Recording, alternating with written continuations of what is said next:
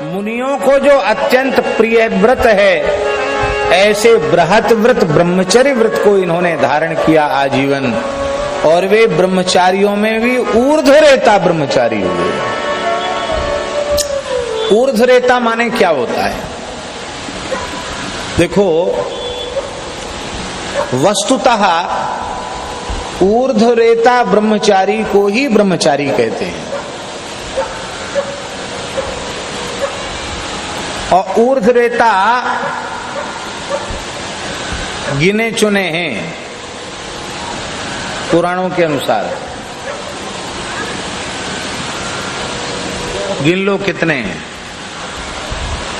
सनत कुमारो देवर्षि शुक भीष्म प्लवंगमान पंचैतान स्मरतो नित्यम काम बाधा निवर्तते। इन 5 का प्रातः काल उठ करके स्मरण करने से, रात्रि में सोते समय स्मरण करने से काम विकार नष्ट हो जाता है, क्योंकि ये ऊर्ध्वरेता ब्रह्मचारी। सनकादिक भगवान, देवर्षि नारद जी, सुखदेव जी महाराज, पितामह भीष्म जी महाराज भी ऊर्ध्वरेता ब्रह्मचारी हैं, और प्लवंग माने श्री हनुमान जी महाराज। इन 5 को ऊर्ध्वरेता ब्रह्मचारी कहा गया।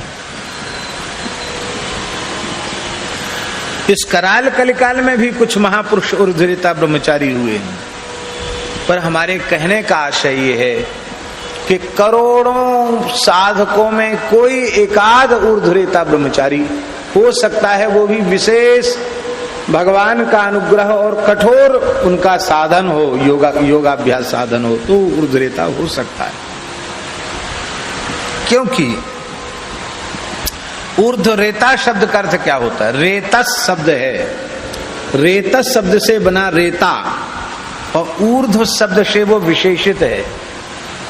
हम लोगों का जो शरीर है, उस शरीर का जो निर्माण है, उस निर्माण में 7 धातुएं हैं। सप्त धातु विनिर्मित पंचभूत रचित यह शरीर है। इस शरीर में नस नाड़ियां हैं। उनमें जिस नाड़ी से, जिस नस से, जिस नाड़ी से शुक्र का प्रवाह चलता है, 7 धातुओं में एक धातु शुक्र भी है, उस शुक्र का प्रवाह जिस नाड़ी से चलता है, उस नाड़ी की स्वाभाविक जो गति है वो उपस्थ की ओर है, नीचे की ओर है। तो स्वाभाविक उसका माने उसके शरीर की संरचना ही ऐसी है कि उसकी जो स्वाभाविक गति है शुक्र की, वो नीचे की ओर है। वो स्वाभाविक जिसकी नीचे की ओर गति है, उसको बलपूर्वक ऊपर की ओर ले जाना, उस नाड़ी के नीचे के प्रवाह को समाप्त करके ऊपर की ओर ले जाना, और बिंदु का महाबिंदु से समागम करा देना। बिंदु, वो बिंदु है क्या? उस बिंदु के संबंध में उपनिषद में कहा गया, यो बिंदु स शिव प्रोक्तः। वो बिंदु ही शिव है और शिव ही बिंदु है, और उस बिंदु का महाबिंदु सहस्रार चक्र में स्थित जो महाबिंदु है, जो परब्रह्म का स्वरूप ही है, जहां परब्रह्म अपनी अचिंत्य शक्ति के साथ विद्यमान होता है, उस अमृत स्वरूप परमात्मा के साथ जब वह समर्थ योगी अपने उस बिंदु का मिलन करा देता है, तो उसे ऊर्ध्वरेता ब्रह्मचारी कहा जाता है।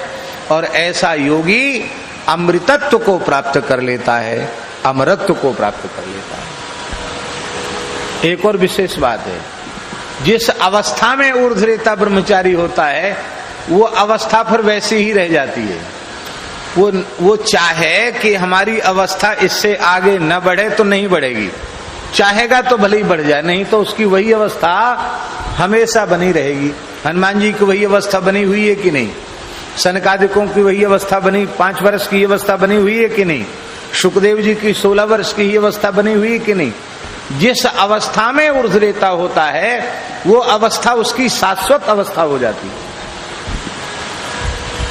शुक्र को धारण करने की इतनी बड़ी महिमा हमारे शास्त्रों में कही गई है, बहुत ध्यान से सुने, इतनी भारी महिमा हमारे शास्त्रों में कही गई है कि अधिक समय नहीं, केवल एक ब्रह्मचारी को जैसे रहना चाहिए, अष्टांग मैथुन का त्याग करते हुए, ब्रह्मचर्य व्रत का श्रद्धा पूर्वक पालन करते हुए, ब्रह्म का चिंतन करते हुए, किसी भी प्रकार से बिंदु का क्षरण न हो, ऐसी सावधानी रखते हुए केवल 6 महीना व्यतीत कर ले तो उसे आकाश में सिद्धों के, देवताओं के दर्शन होने लग जाएंगे, अनेक प्रकार की सिद्धियां प्राप्त हो जाएंगी। 25 वर्ष की आयु तक बृहद व्रत को धारण कर ले तो उसके शरीर से खिले हुए कमल की अथवा खिले हुए गुलाब की सुगंध आने लग जाएगी। बड़ी दिव्य महिमा है।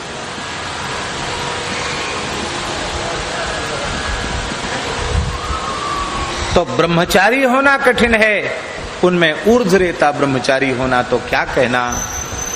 बड़े दुर्भाग्य की बात है कि धर्म प्राण भारतवर्ष जैसे पवित्र देश में, जहां कुमार अवस्था से ही ब्रह्मचर्य व्रत की महिमा सिखाई जाती थी, आज उस देश में युवक युवतियों का घोर चारित्रिक पतन हो रहा है और ब्रह्मचर्य की चर्चा, संयम सदाचार की चर्चा आज के पढ़े लिखे समाज में उपहास का विषय बनकर के रह गई है। ये भारतवर्ष जैसे पवित्र देश के लिए बहुत ही दुर्भाग्यजनक बात है। मेरी प्रार्थना है संयम और सदाचार का पाठ, ब्रह्मचर्य व्रत के पालन का पाठ बालक और बालिकाओं को बाल्यकाल से ही देना चाहिए, तभी उनका जीवन अत्यंत पवित्र और सुरक्षित होगा।